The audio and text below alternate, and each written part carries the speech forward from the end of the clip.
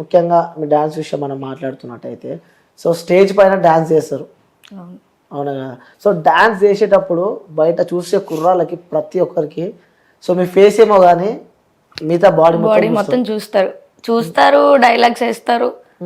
ఒకరినైతే కొట్టాను కూడా, దిగి కొట్టాను కూడా. ఏమన్నారు? బూతులు అన్నారు, బ్యాడ్ వర్డ్స్ మాట్లాడేసారు. ఇంకా నాకు నచ్చలేదు, చూసాను. ఇంకా సెల్ఫ్ రెస్పెక్ట్ ఓర్చుకోలేక ఇంకెళ్ళి కొట్టాను. ఓకే, అంటే కొంతమందిని కొట్టాను కూడా. చాలా మాట్లాడతారు, ఎంతసేపు ఓపిక ఉంటుంది. వాళ్ళకి కూడా ఉంటారు కదా ఇంట్లో చెల్లెళ్ళు, అవేం తెలుసుకోకుండా వాళ్ళు ఎంజాయ్ చేస్తున్నారు, ఎంజాయ్ చేయాలి. కానీ అవన్నీ మాట్లాడితే ఎంతసేపు అని భరిస్తాం. ఓర్చుకోలేక దిగి కొట్టేశారు. ఓకే, అంటే మీకు సిగ్గు అనిపించలే ఆ డాన్స్ చేస్తుంటే? అనిపిస్తుంది, ఏంది మాకు ఇది కర్మ అని. కానీ మేము ఎట్లా బతకాలి అంటే వేరేది ఏం లేదు, డాన్స్ ఒకటే మీకు? ప్రస్తుతానికైతే అదే ఉంది, ఏం లేదు, ఏ సపోర్ట్ లేదు వెనకాల నుంచి. ఏం చేయాలన్నా కూడా ప్రస్తుతానికి అదే ఉంది. నా టాలెంట్ బట్టి ఇంకా దాన్ని కూడా నడుచుకుంటూ వస్తాను. చాలా మంది తొక్కేసే వాళ్ళు చాలా మంది తొక్కేస్తారు.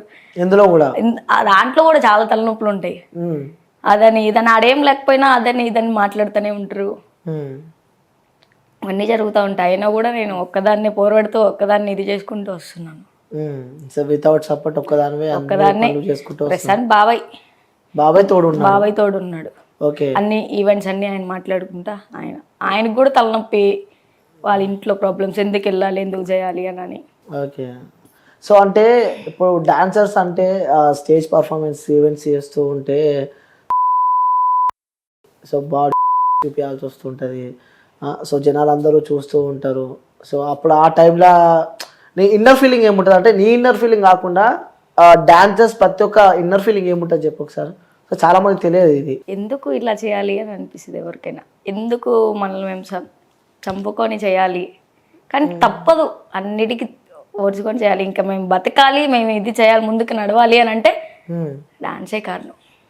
అంటే స్టేజ్ పైన ఓకే, పడినా వాళ్ళు తిట్టినా చేసినా స్టేజ్ పైన ఎన్నన్నా చేయాల్సిందే. ఓకే, స్టేజ్ పైన డాన్సులు చేస్తారు. ఓకే, స్టేజ్ కింద మరి ఇంట్లేక ఇది పట్టించుకోము, ఇంకా విని అలవాటు అయిపోయింది. అంటే అడుగుతారు ఫ్రెండ్స్?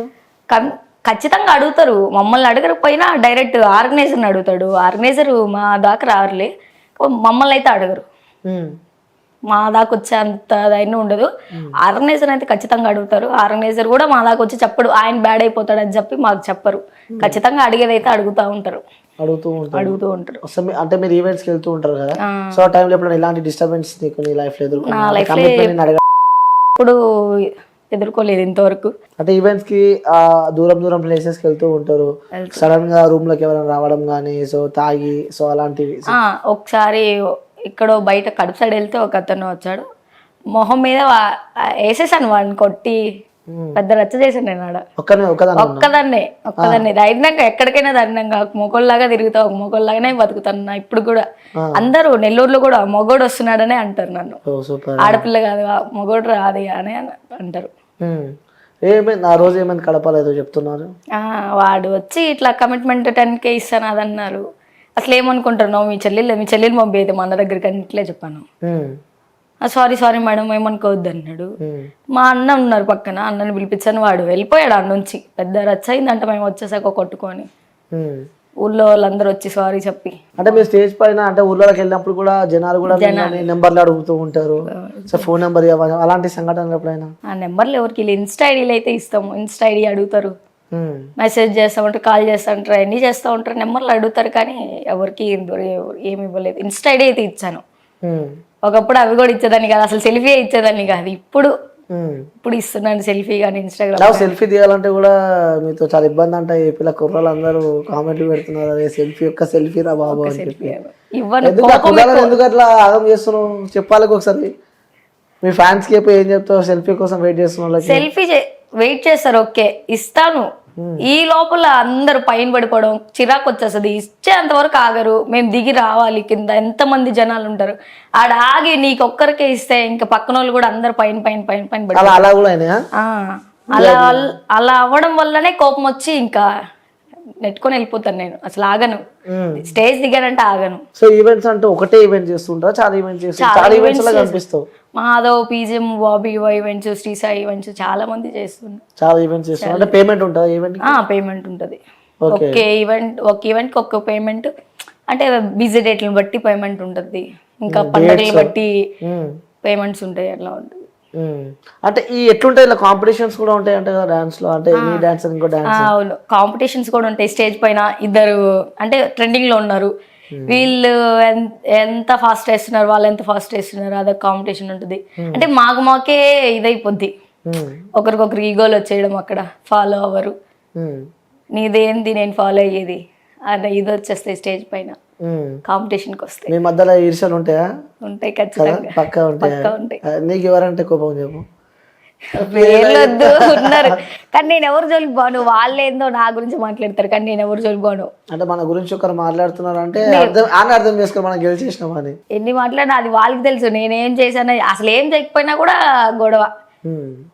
అప్పటికి నేను కామ్గానే ఉన్నా, ఇప్పటికి కూడా వాళ్ళని ఒక మాట గుండా ఆ రోజుతోనే వదిలేసాను, ఇప్పటికి కామ్గా కానీ ఆయన మాట్లాడుకుంటానే ఉన్నారు ఇప్పటికీ కూడా. ఏమి నువ్వు చెప్పు అట్లా నీ గురించి ఎవరు ఇండైరెక్ట్ చెప్పండి, అలా పేర్లు చెప్పకు, నీ గురించి ఎవరు ఏం మాట్లాడుకున్నారు చెప్పు, ఎందుకంటే తగులుతుంది వాళ్ళకి.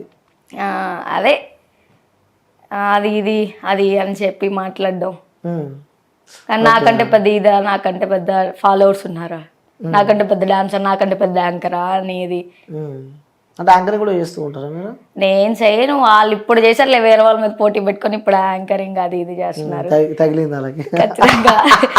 అటు చేసి తిప్పుకుంటారు వాళ్ళే, ఇంకా ఫీల్డ్ లో ఇంకెవరి మీద నాకు కోపం లేదు, అసలు కోపం కూడా కాదు, నాకు కారణం లేకుండా ఇది చేశారు నన్ను, అది ఇప్పుడు అందరికి తెలిసిపోయింది ఆ విషయం. ఎట్లుంటది మీ అంతా, అంటే మీ అంటే ఒక బ్యాచ్ అంటూ ఉంటుంది ఇట్లా డాన్సర్స్ అసోసియేషన్, డాన్సర్స్ బ్యాచ్ అంటూ ఉంటుంది, అసోసియేషన్ డాన్సర్స్ అందరు ఉంటారు, మీటింగ్స్ జరుగుతూ ఉంటాయి, యాంకర్స్ కి డాన్సర్స్ కి పేమెంట్లనే ఇవన్నీ గొడవలు వస్తూ ఉంటాయి, అందరు పెట్టి మీటింగ్స్ జరుగుతూ ఉంటాయి, అసోసియేషన్ పిలిపించి అన్ని చేస్తాం, అట్లా చేస్తూ ఉంటారు అనమాట. నీ ఫ్యాన్స్ ఎట్లుంటారు బయట మరి? ఉంటారు అట్లా వెయిట్ చేస్తుంటారు మీ డాన్స్ కోసం? డాన్స్ అయ్యండి ఒక్క సాంగ్ వేయండి, ఇట్టేయండి అట్టేయండి. అంటే ఆ ఫీల్ ఎలా అనిపిస్తుంటది? అంటే హ్యాపీగానే అనిపిస్తుంది కదా, వాళ్ళు అడుగుతున్న డాన్స్ కోసం వెయిటింగ్ చేస్తున్నారని, హ్యాపీ ఫీలింగ్ అనిపిస్తుంది. కొన్నిసార్లు వాళ్ళు మాట్లాడే అదే కామెంట్స్ వల్ల కోపం వస్తుంది, కానీ ఎక్కువ ఎంకరేజ్ చేస్తారు. అంటే మీలాగా సేమ్ ఇంకో మీ పక్కన ఉన్న వాళ్ళు కూడా డాన్స్ చేసే సందర్భాలలో కూడా కొంచెం ఇక ఉంటేగా జెలస్ ఉంటుంది కదా, వాళ్ళని కొంచెం మంచిగా చేసినా, చూడడానికి మంచిగా ఉన్నా, సో జనాలు అందరూ అటు అట్రాక్ట్ అయిపోతారు. సో అలాంటి సందర్భాలలో ఎప్పుడైనా అనిపించిందా మీకు? అనిపించింది. అయినా కూడా తగ్గను, నేను దానికి మించి చేస్తాను, మళ్ళీ ఇట్టే వచ్చేస్తారు. ఎంత సెలబ్రిటీ అయినా దానికి ఇట్లానే వస్తారు, ఎంత పోటీగా వేసినా కూడా. ఎవరితో మీరు పోటీలో ఉన్నారు? ప్రజెంట్ నాకు చిన్నకే ఉంది నెల్లూరులో పోటీ. రెడీ ఉన్నావు మరి పోటీకి?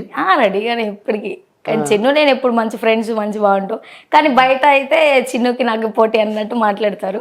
మా ఇద్దరం ఎప్పుడు అట్లా ఉండం, కలిసి వేసుకుంటాం, కలిసిగానే అందరం కలిసి ఉంటారు. నేను, చిన్ను, ఆరి అని మేము ముగ్గురు ఒక బ్యాచ్.